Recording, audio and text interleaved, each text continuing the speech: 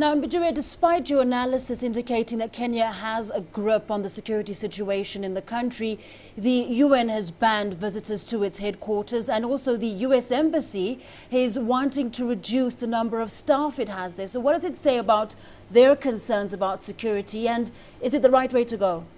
Well, the United Nations, the United States of America, or any other nation has the right and, first of all, the responsibility to guard its staff, property, and everything that they operate with to make their work easy in any location on earth. So they have their right, and it's their right to do whatever they have to do to keep their property and their staff and personnel safe. However, that said, these two organizations, the US and the UN, as your question has implied, should not forget that they're inside a country called Kenya. And even if they asked all their staff to move from the quarters where they live and go and live inside the United Nations offices in Nairobi, or go and live within the United States offices in Nairobi, still they will be in a country where terrorists and terrorism is is on rampage all over in the streets. And so I would ask these two organizations, big, and we know this, the US and the UN are big, you know, it's a big country, it's a big organization, they need to join forces with Kenyan security forces and do more than just hibernate, because if they tell their staff, you don't come to office and there is no entry now in our property, what they are doing is hibernating, is hiding from the problem.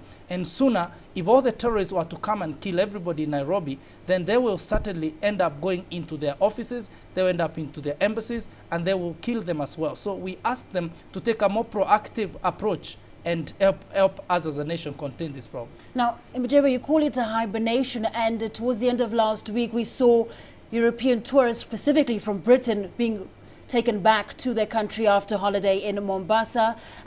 Do you consider a lack of information sharing from the West? Is that a problem from countries like the UK? You see, the strength of any intelligence anywhere in the world is predicated on information. The power of the information that you have determines the effectiveness of your intelligence.